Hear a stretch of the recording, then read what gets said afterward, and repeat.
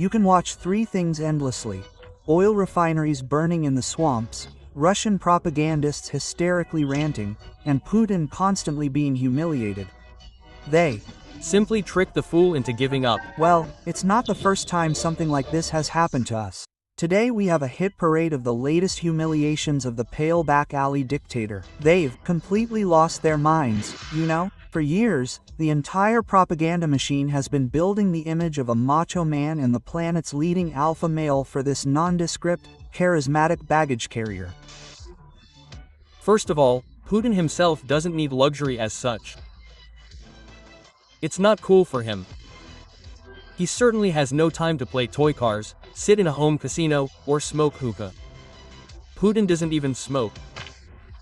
For his birthday, for example, he might retreat into the taiga dressed as a forester or go fishing in the wilderness. And Putin is certainly not obsessed with toilet brushes. Our president, I'll say this bluntly, is a good man. A good man, and a kind man. Billions of dollars and millions of medals for services to the fatherland have been spent on creating the image of a great geostrategist and a man who can outsmart everyone. Vladimir Rudolfovich Solovyov, a radio and television host, has been awarded the Order of Honor.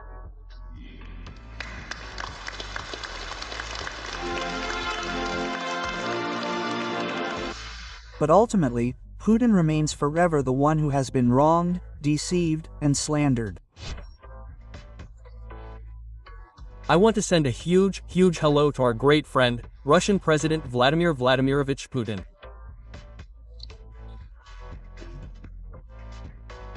Vovachka, you're a street urchin, a dog, a walrus.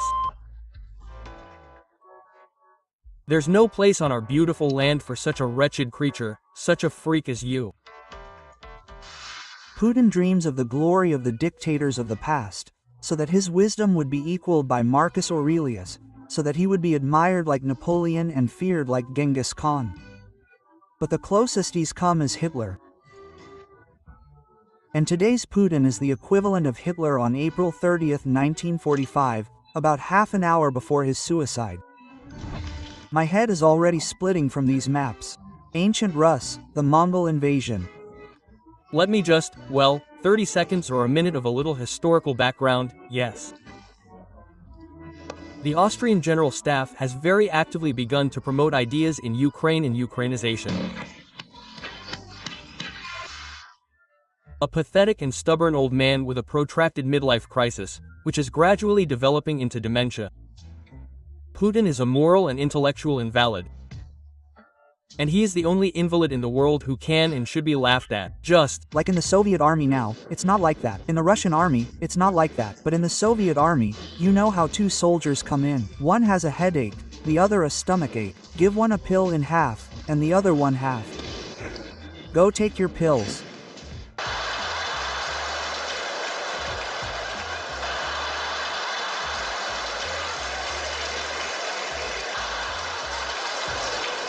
But otherwise, he's a good guy, making funny faces.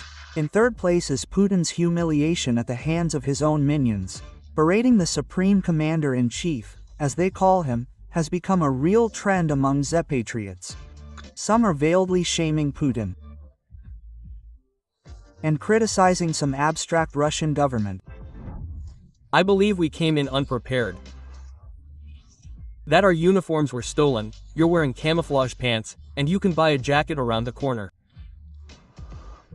When we started taking in the, mobilized soldiers, we dressed them in old helmets and issued them 3-line rifles. What's going on? Didn't we start this mess? And some aren't shy about openly slinging at Vovachka from his own suitcase. A war that doesn't restructure will restructure as it goes. An army can't be healthy when the entire system is unhealthy. Such a war leads nowhere. It renders the current campaign in Ukraine meaningless, but that's not how liberation works. We're getting. Yes, it's become an illustration of the sad saying, "May Putin help you." Discontent in Zerd is growing exponentially, and you can already bet on the emergence of another March of Justice on Moscow. How many more guys can we lose in senseless attacks? In a couple dozen hatterns, we've killed I don't know how many hundreds of soldiers. It's absolutely pointless. Well, I don't understand when all this will finally end. Not even a month or two. It's been going on for a long time. Can't anyone really check what's going on there?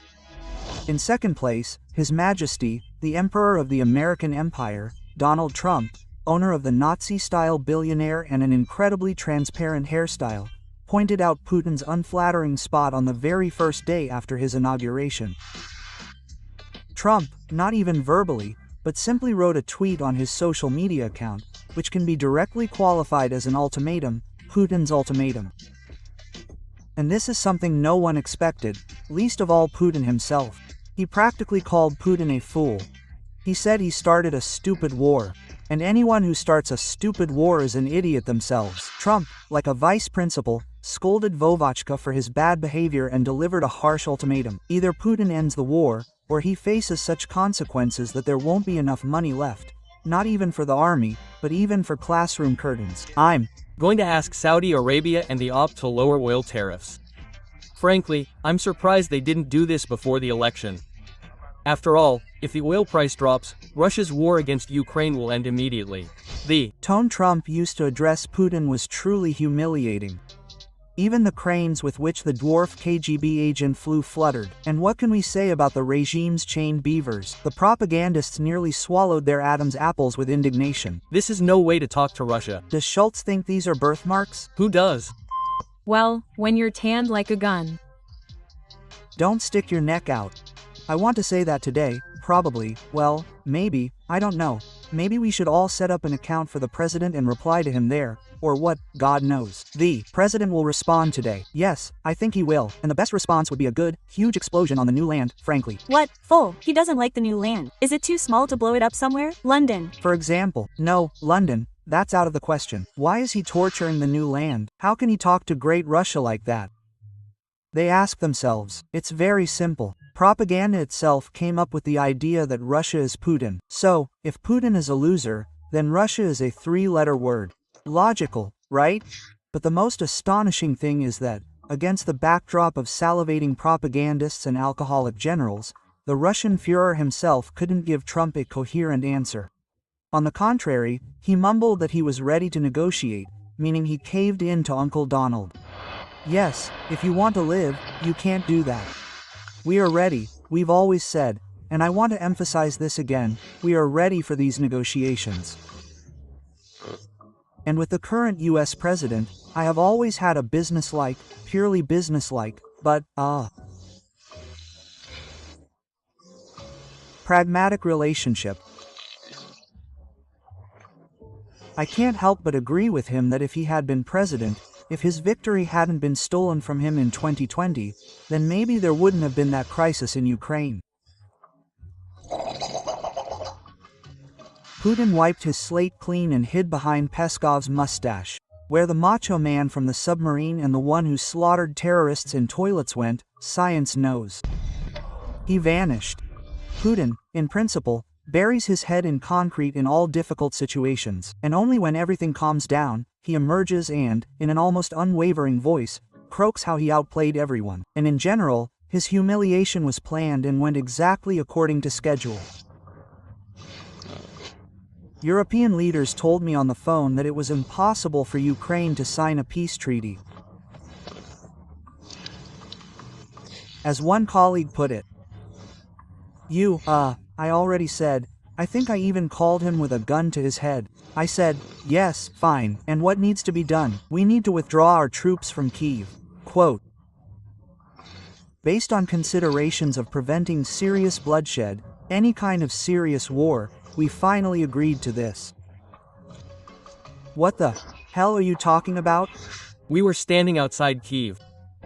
We were about to enter Kyiv. This is a misconception that I encounter very often and, as a witness to those events, I am ready to refute.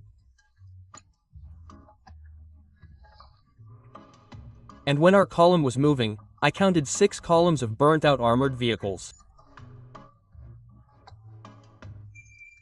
I saw burnt-out soldiers inside. They haven't been removed or evacuated yet. Then reports came in from the front lines, from Gostomel, from Irpin, from Bucha, about the bloody mess that had begun there.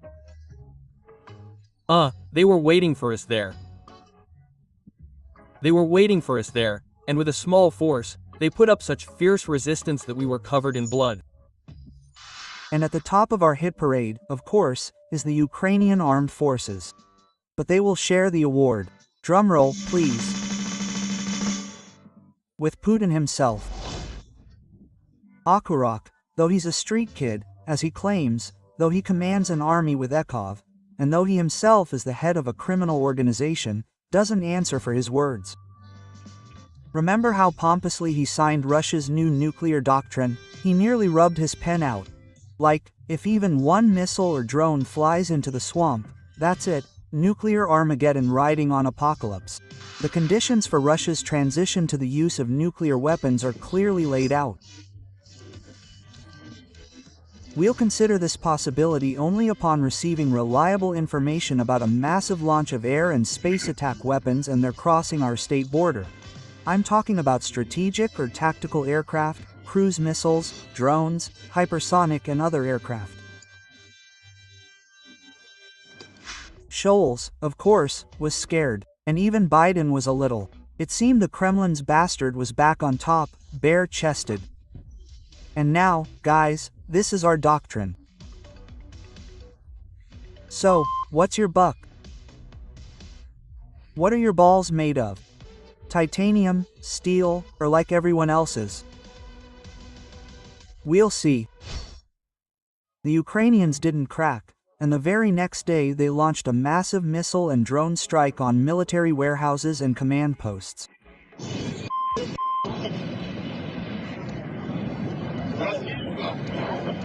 The Führer had to respond with minimal effort, lest the ink on the new nuclear doctrine be wasted. So he asked for something to hit back. Russian scientists scratched their heads and decided to launch an old intercontinental missile, armed with Lada Kalina discs instead of a warhead. They called this unique device Orishnik. One of Russia's newest medium-range missile systems was also tested under combat conditions, in this case, with a ballistic missile equipped with a non-nuclear hypersonic warhead. Our missile scientists called it Orishnik. Remarkable, astonishing, brilliant.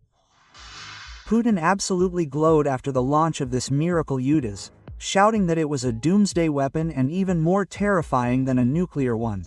And now, for sure, if even one small drone lands in Russia, the Orishnik will wipe Ukraine off the face of the earth. I even suggested an experiment in the style of Nazi Dr. Mengele. Conduct some kind of technological experiment, say, a high-tech duel for the 21st century. Let them identify a target, say, in Kyiv. Concentrate all their air defense and missile defense forces there, and we'll strike there with a hazelnut bomb and see what happens. Why did they even let him out of the hospital? But the results of the threats to the Moth were disastrous and, as you might have guessed, very humiliating. After the hazelnut bombing, Ukraine began shelling the Russian Reich even more frequently and intensely. And now massive bombing raids on Russia are taking place every day. Even the propagandists have become despondent and have stated that now the Ukrainians are shelling Russia no less, and maybe even more, than Russia is shelling Ukraine. Why hasn't anything been done? Who's responsible for this? The monoheroes strolling through Courchevel, joyfully singing songs, and their relatives, your mother.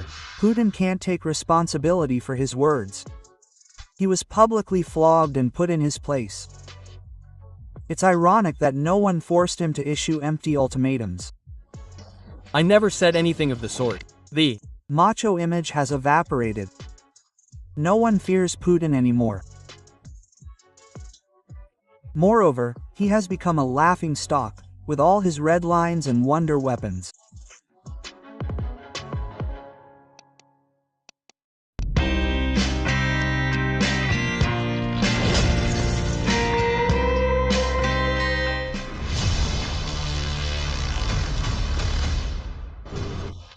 Once, 10 years ago, Putin was considered a shirtless global macho.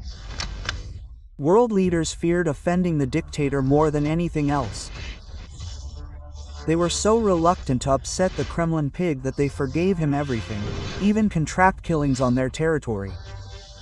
Between September 21st and 22, the FSB attempted to blow up a building in Ryazan. When Alexander Litvinenko lay dying, the cause of his illness was a mystery, but he knew he was dying. His widow still remembers their last conversation. Putin was forgiven for his outright rudeness and demonstrative self-humiliation. Putin could afford to be 45 minutes late for a meeting with German Chancellor Merkel because he was drinking beer. Do you still like the same beer you used to? Drenneberg. Yes, I like it, but I try to drink it sparingly because it's what's called Beckbach in German. Yes, there were times when Putin was an hour late for a G8 meeting because he was drinking at a bar. And yes, Putin was at the G8, despite his aggression against Georgia. We held detailed talks with the President of the United States. We started with the economy on practically every issue, and then discussed it in detail. Russian tanks crossed Abkhazia and entered the Kadori Gorge, the only region of the republic under Tbilisi's control. The fighting spread beyond the breakaway republics. Russian troops approached the town of Gora, outside of South Ossetia, and shelled the town in its military base. Then Putin was forgiven for the annexation of Crimea and the murder of nearly 300 citizens of the civilized world on board the Malaysian Boeing. The whole world is full of stories about a downed passenger plane near the Russian-Ukrainian border. I ordered the national security team to lose contact with the Ukrainian government. It seemed the authority of this Kremlin scum was unshakable. But Koncheny decided to fight with Ukraine. The peninsula wasn't enough for him, so he went to Donbass. And here, with every minute of the war with the Ukrainians, his status in the world began to be seen. Everyone saw that the great Putin wasn't so scary, and his second largest army in the world and his entire quasi-empire were staying afloat only thanks to old, rusty Soviet crutches and the petrodollars that civilized countries themselves nobly pour into this garbage dump. Dima, guys, this is what's left of my house. I've returned the favor, and I won't. Look at all their techniques. The Ukrainians have shown that Russia can and should be put in its place. And Putin personally is a worthless creature with an inferiority complex, who, at the slightest threat, turns into a little mouse whose hole has been, in. The Aduli simply, brazenly, deceived him. And so, humiliation and knives in the back rained down on the Pyongyang like water from a cornucopia. Recently, he visited Kazakhstan for a CSTO meeting and, in his old chauvinistic Russian habit, began to talk about Kazakhstan as part of the Russian world. President Tokayev's reaction was priceless. Kazakhstan is practically a Russian-speaking country. Well, you probably felt it yourselves.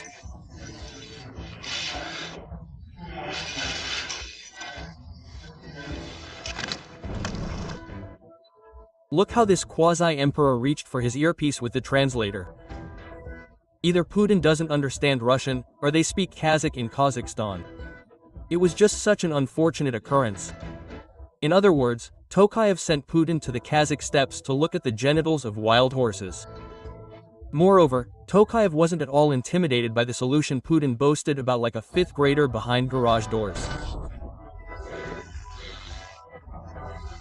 As for those missiles we used, the corresponding submunitions were used as striking elements. They are also striking elements. I've already said that. So, it's a fairly powerful element. This isn't the first time Tokayev has poured ice-cold kumis down Putin's neck. In 2022, immediately after the full-scale invasion, the president of Kazakhstan arrived in Moscow and told Putin to his face that he had no intention of recognizing the quasi-formations called the DPR and LPR. For this reason, we recognize neither Taiwan, nor Kosovo, nor southern Abkhazia, nor South Ossetia, nor Abkhazia. And, in all likelihood, this principle will be applied to the base of state territories, which, in our opinion, are Luhansk and Donetsk.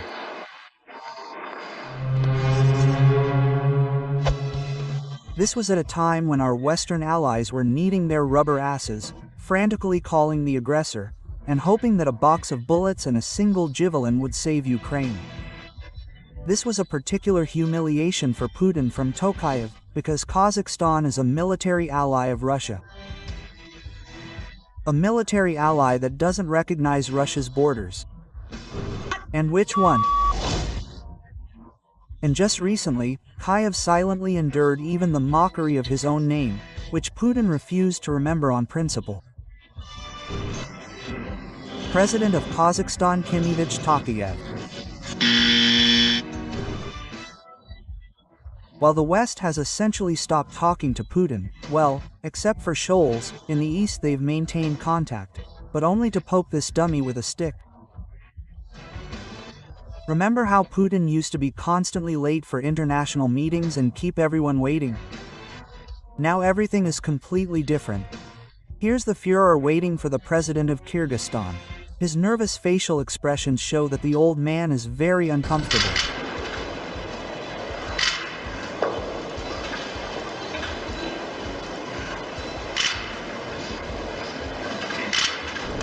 In the same hall, at the same summit, Putin was also kept waiting humbly by Turkish President Erdogan. Here, Putin had to awkwardly shift on his heels even longer, grimacing and pretending not to be offended.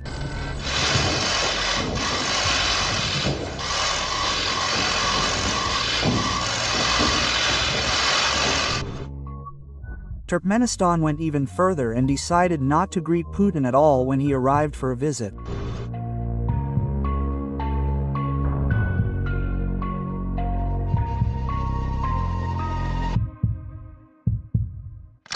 Well, maybe that's the custom in Turkmenistan, but no.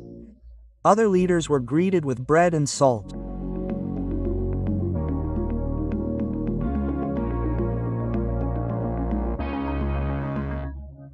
Even the funniest Turkmen dictator in the world rubbed his feet against the great and terrible bipolar. Who in the East has Putin not humiliated himself before? Xi Jinping, of course, is no match. Putin's visit to Beijing could be compared to a Moscow princeling's trip to the great emperor to get a yarlik. Putin seemed to be licking the boots of a grown man. Although no one knows what went on behind the scenes. Perhaps not just boots.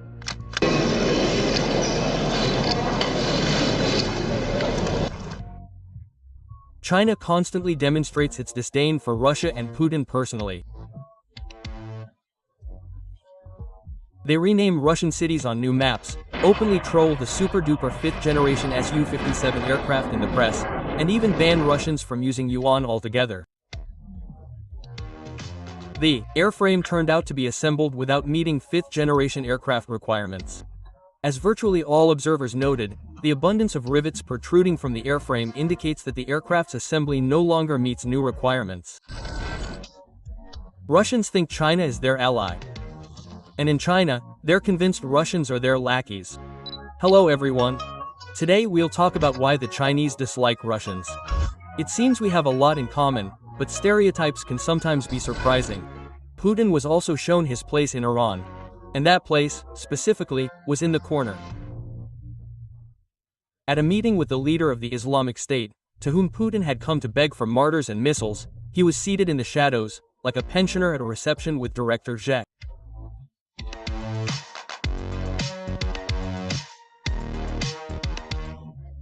It seemed the geostrategist and all the outsmarters could sink no lower, but then came a knock from North Korea. Even the unshakable, pot-bellied Kim Jong-un gave Apania a hard time. Akurok fawned and danced so much around the insane leather coat lover that it immediately became clear to everyone who was the alpha male and who was the woman with little social responsibility.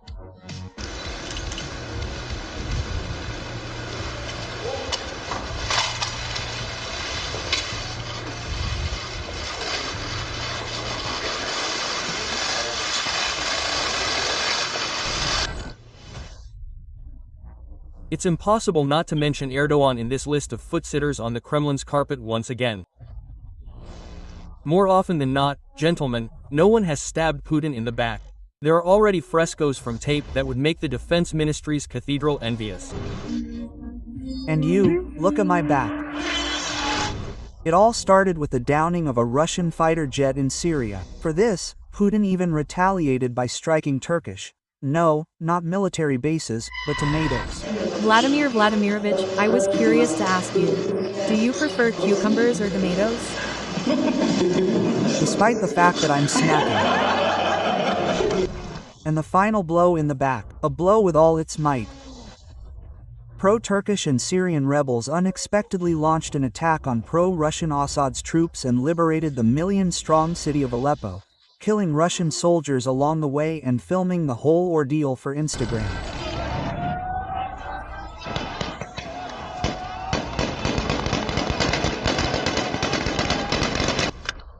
Most likely, Putin will strike back at the Turkish tangerines. They'll be crushed to dust, but that's not certain, because Orishnik also became yet another humiliation for the Kremlin's regime. They've been watching a special military operation for 3 years and see that Kyiv stands, Dnipropetrovsk stands, Kharkiv stands, and they see no fear for themselves. They conclude that we're doing just fine. Besides the hazelnut tree that fell on their head, well, not even on their head, but on the workshops, the sleeping Yuzhmash, well, nothing has happened yet. And for you, that's not a sufficient measure, as I see it. Yes. Would you like something louder? Yes, I think it's simply a question of not dumping it on Ukraine. That will in no way stop the West. Vladimir Putin, nicknamed the ballistic ground beetle, is openly despised even by the most devoted Zet patriots. The Kremlin's grandfather has ceased to be an authority even for the cotton-headed. Let me tell you this. Our government was awarded a colossal vote of public trust this spring. But it would be a grave mistake to think that this vote of trust has not been exhausted.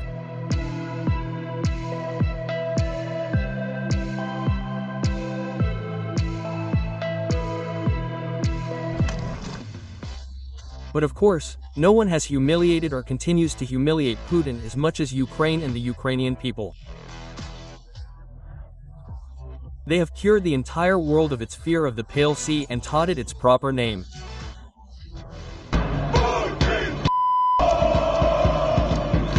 La la la.